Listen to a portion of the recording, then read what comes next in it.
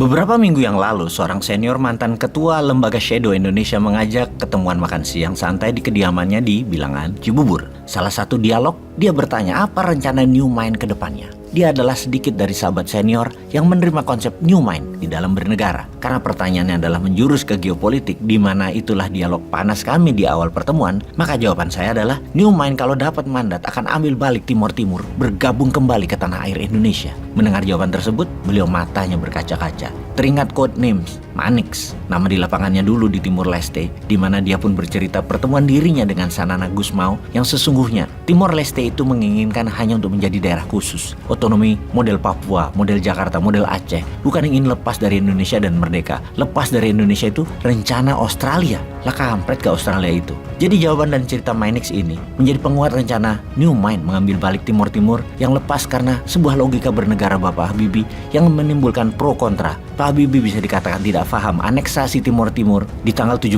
Juli 1976 itu. Tapi nasi sudah menjadi bubur. Kita tidak menyalahkan beliau 100%. Kedepan wilayah itu akan menjadi kremianya Indonesia. Indonesia ke depan memang memerlukan pemimpin visioner dan imajinatif model Putin. Konsep New Mind bisa dikatakan tercocok sih. Ngarapnya sih begitu. Kita akan menyatukan tim-tim kembali ke wilayah Nusantara. Fakta hari ini, rakyat Timur Timur tidak juga lebih baik di bawah Australia. Jumlah sekolah yang selama 25 tahun dibangun Indonesia masih berdiri sampai saat ini dan dipakai. Jumlahnya ratusan. Dan yang dibangun sekarang, yang dalam 20 tahun terakhir, katanya dibantu Australia, ternyata nggak ada. Malah Tiongkok mulai menyalip di tikungan. Timur Leste, bahasa terbanyak masih bahasa Indonesia. Siaran TV masih merilai acara Indonesia. Generasi micinnya pun masih kontribusi dari produk Indonesia. Untuk itu kita belajar dari Putin sebelum kita balik lagi ke rencana menyatukan Timor Leste kembali ke Nusantara. Minggu lalu, Putin melakukan langkah berani, sebuah perbuatan yang diperhitungkan untuk menentang hegemoni Barat sekali lagi. Putin mengontrol dan mengintegrasi 4 wilayah timur Ukraina. Aneksasi 4 wilayah Ukraina disahkan Putin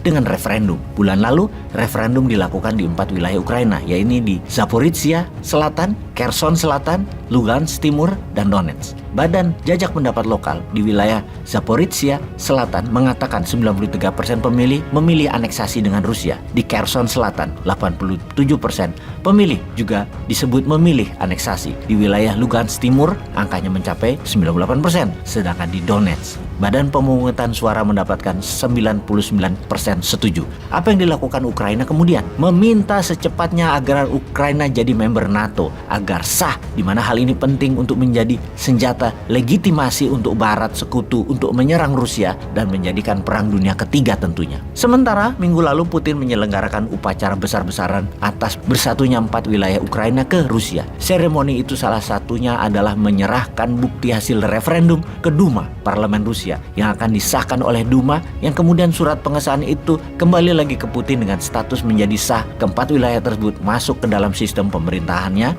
Rusia. Maka 4 wilayah tersebut, Lugansk, Donetsk, Kherson, dan Zaporizhia, menjadi masalah dalam negeri Rusia sekarang. 15% wilayah Ukraina tersebut menjadi buffer regionnya Rusia sekarang, di mana Rusia akan mulai membangun secara ekonomi, secara sosial, dan membangun pangkalan militer di sana. PBB dan dunia Barat mengutuk tindakan Rusia ini, termasuk Indonesia, di mana kalau New Mind kita netral dulu aja deh urusan beginian. Amerika langsung menekan lagi dengan sanksi yang membuat 1000 perusahaan Rusia di seluruh dunia tidak boleh pakai Swift dollar, yang bagi Rusia itu bukan masalah besar karena sudah punya banyak alternatif pembayaran termasuk rubel, yuan. Di sisi Zelensky, dia menginginkan bantuan untuk bisa menangkis hybrid war, strategi dilakukan Rusia saat ini yang bisa meluas ke Odessa, yang mana kalau Odessa takluk, Ukraina tidak punya laut lagi, tidak punya pelabuhan lagi. Hybrid warfare ini nanti yang dipakai New Mind juga untuk ambil balik Timur Timur. Kita jelaskan nanti ya, sing sabar. Ini balik dulu ke Ukraina. Di saat ini Rusia berpesta besar-besaran di Red Square di lapangan merah, persis sama seperti di tahun 2014 ketika Rusia menganeksasi Crimea.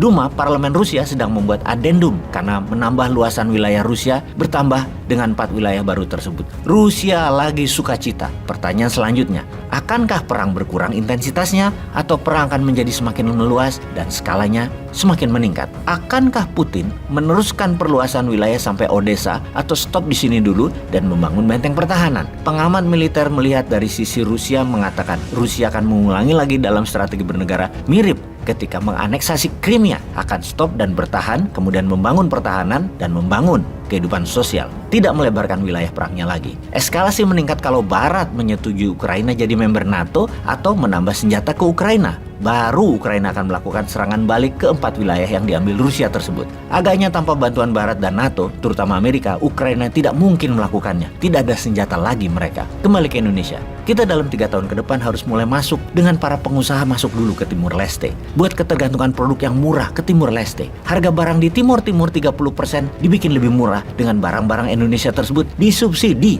pemerintah. Sektor produksi, pangan, kesehatan semua disubsidi. Modali 5 triliun setahun untuk subsidi. Dan lakukan lobby-lobby ke seluruh anggota parlemen dan pejabat Timor Leste, beri kemudahan hidup mereka dan lakukan pemahaman bahwa daripada jadi negara tetangga, rupiah tidak bisa mengalir lancar, mendingan gabung dengan Indonesia jadi urusan dalam negeri, jadi wilayah otonomi dan mendapatkan anggaran pembangunan 20 triliun per tahun yang meningkat 5% setiap tahunnya. Itu sebagian strategi hybrid warfare-nya yang segera kita lakukan. Tapi seperti ini tuh nyandak Rajal.